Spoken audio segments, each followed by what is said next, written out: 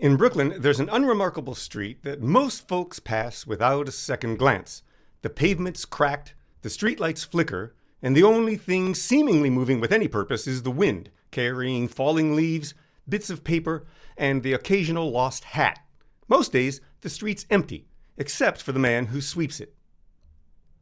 He arrives before dawn, as the sun announces its presence in gentle pink brushstrokes wisping across the retreating black sky. Pushing an old broom, his steps are slow but steady. He sweeps, each morning clearing away trash and leaves, sometimes pausing to pick up a bottle or a broken toy left behind by last night's revelers. If you asked him why he does it, he'd probably just shrug and keep sweeping. He's neither hero nor saint. He's simply there, moving quietly through the shadows, doing what needs to be done, without desire for recognition or adulation. Sometimes he hums as he works, adding his melody to the city's prelude and fugue. Usually, his only witnesses are the pigeons who scatter at his feet and the sunrise glancing off the windows as he moves from stoop to curb to stoop to curb. On Mondays, he finds the weekend's remnants, crushed cans, pizza boxes, a shoe missing its mate. He sorts what he can recycle and tucks the rest into a battered trash bag tied to his cart. The man goes about his service generally uninterrupted by other people who either don't notice him or deliver a bewildered stare. A man named Leo, for example, had lived on the block for years, but never once picked up a broom. He'd walk past the sweeper every morning, headphones in ear, coffee in hand, sometimes stepping around a pile of trash as if it were invisible. Leo had a different way of living.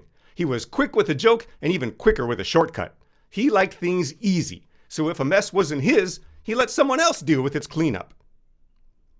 One morning, Leo hurried down the steps of his brownstone and knocked over a trash bin.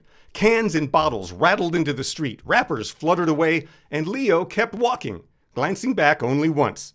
The sweeper paused, watched Leo run off into the distance, and then bent to gather the scattered mess. Leo saw, but pretended not to notice.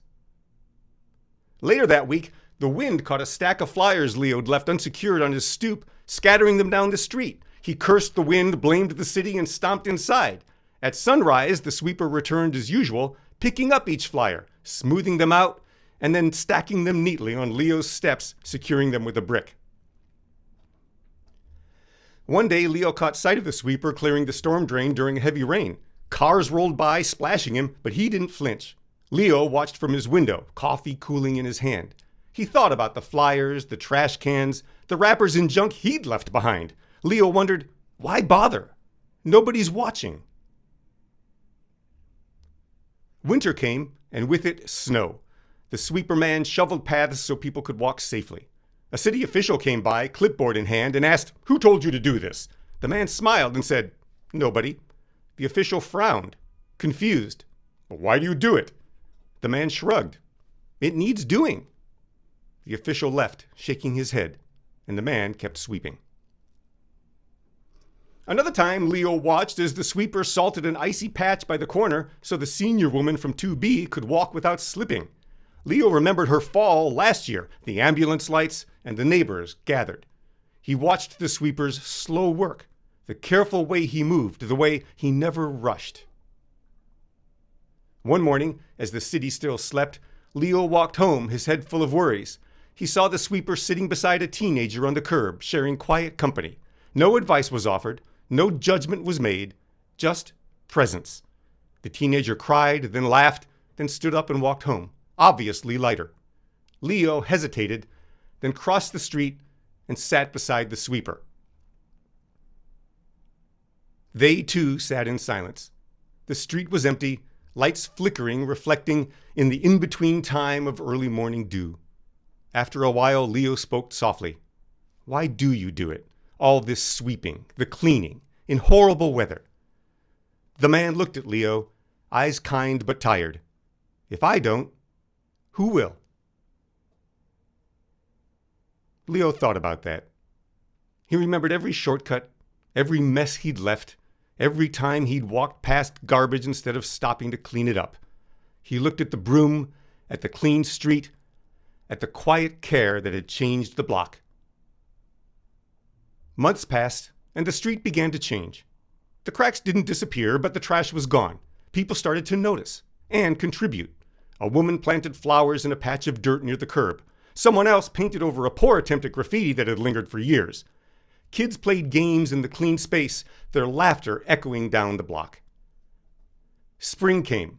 The broom stayed by the lamppost, handle polished by many hands. On rainy mornings, someone cleared the drains before the water rose. On snowy days, a path appeared, stitched from doorway to doorway. Everyone remembered the quiet, gentle person who led by example. One morning, Leo picked up the broom. He swept the stoop, the sidewalk, the gutter. He didn't rush. He didn't seek attention. He just silently swept, doing what needed to be done.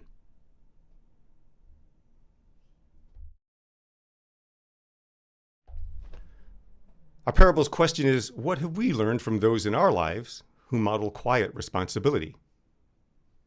What have we learned from those in our lives who model quiet responsibility? Let's take a moment to ponder, and then I'll open up the room for our discussion.